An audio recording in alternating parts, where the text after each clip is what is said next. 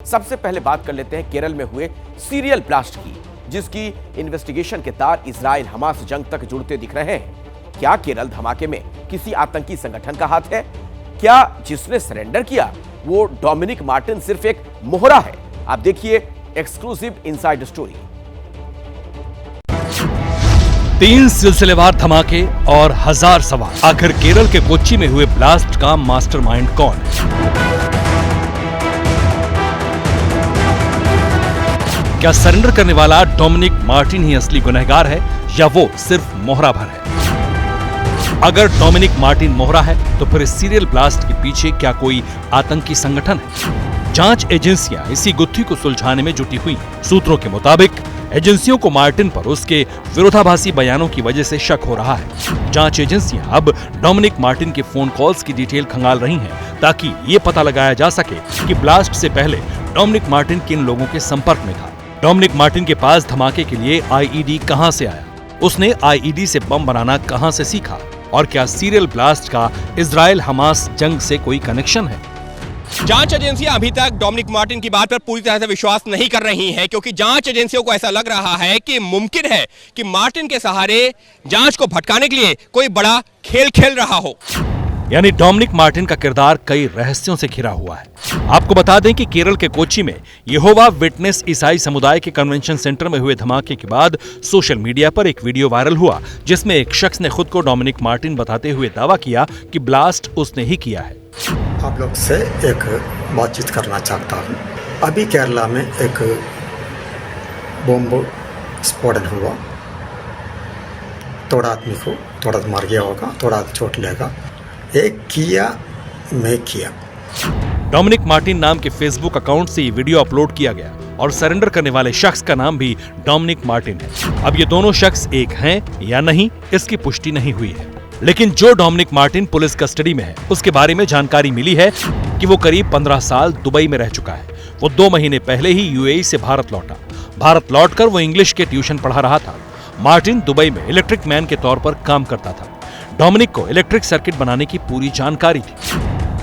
कोच्चि में उसके कनेक्शन की तलाश में एबीपी न्यूज की टीम वहां पहुंची, जहां डोमिनिक मार्टिन का परिवार किराए पर रहता है। कोच्चि कन्वेंशन सेंटर में हुए सीरियल ब्लास्ट का आरोपी डोमिनिक मार्टिन थम्मनम इलाके के इसी घर में पिछले करीब 5.5 साल से किराए पर रह रहा था। कल सुबह करीब 5 बजे के आसपास वो स्कूटी लेकर अपने घर से निकला था और उसके बाद वापस नहीं लौटा। जो किराएदार हैं, इस घर के जो मालिक है, वो बता रहे हैं कि करीब 2 साल पहले डोमिनिक मार्टिन दुबई चला गया था और करीब 2 महीने पहले ही वापस लौटा है। उसकी पत्नी और जो बेटी है वो यहाँ पर रह रही हैं और किसी भी तरीके से बात करने के लिए अभी तैयार नहीं है। एनआईए की टीम भी यहाँ पर पड़ताल करने के लिए पहुंची थी। डोमिनिक मार्टिन की जैसी पृष्ठभूमि है, उसे खंगालने के बाद जांच एजेंसियों को उसके दावे पर भी शक हो रहा है। फेसबुक पर धमाके की जिम्मेदारी लेने वाले शख्स ने ब्लास्ट की जो वजह बताई, वो भी किसी के गले नहीं उतर रही। एक किया, मैं किया। मैं वो लोग के साथ में 16 साल तक उसके साथ में रहा। मैं खाली मजाक समझता था, मेरा दोस्त लेके कैसे चलता था।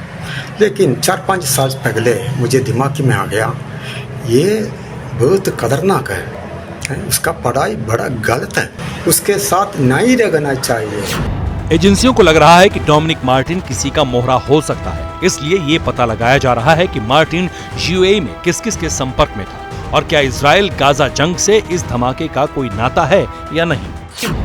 2 दिन पहले ही इसी कन्वेंशन सेंटर के अंदर इजराइल को लेकर एक समर्थन प्रस्ताव था, वो पारित किया गया था और केरला के अंदर सबने देखा कि किस तरीके से एक बड़ा तबका जो है वो फिलिस्तीन के समर्थन में था। तो कहीं ऐसा तो नहीं उसी फिलिस्तीन के जो समर्थक थे उन्होंने बदला लेने को के चलते इस पूरी आतंकी वारदात को अंजाम दिया हो और डोमिनिक मार्टिन सिर्फ एक चेहरा भर हो, इसके पीछे एक बड़े आतंकी संगठन ने इस पूरी प्लानिंग को अंजाम दिया हो।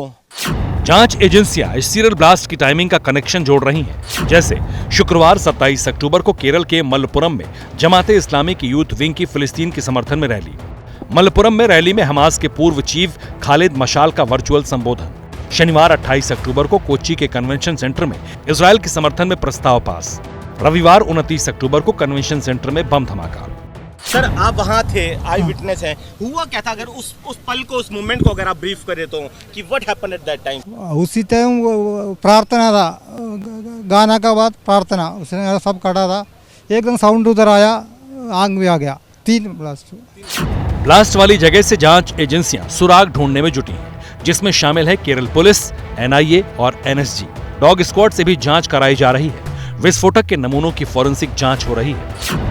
एजेंसियों ने कन्वेंशन सेंटर के आसपास के 70 से ज्यादा सीसीटीवी कैमरे खंगाले हैं, जिसमें एक नीली बलेनो कार जांच के दायरे में है, जो कि धमाके के चंद सेकंड पहले ही कन्वेंशन सेंटर की पार्किंग के अंदर गई। शक है कि धमाका करने वाले नीली बलेनो कार से ही फरार हुए। सूत्रों के मुताबिक उस कार के नंबर प्लेट पर गलत नंबर लिखा हुआ था, इसलिए जांच एजेंसियों को इस नीली बलेनो कार पर शक है।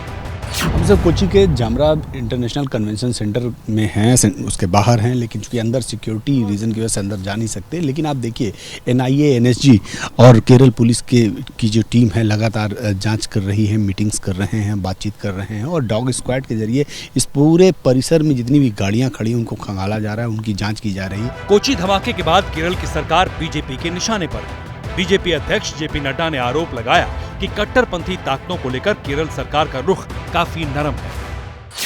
Pinarayi Vijayan government is soft towards the radical forces. I said that they are soft.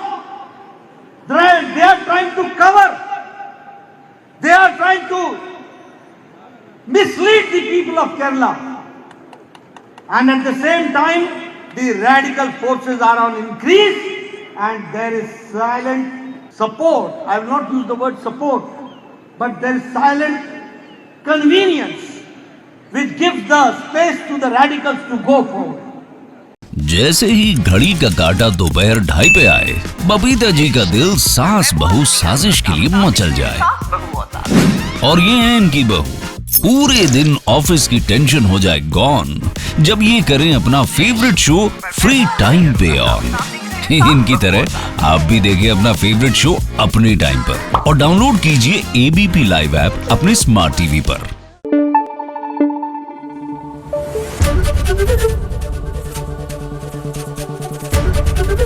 ABP news आपको रखे आगे।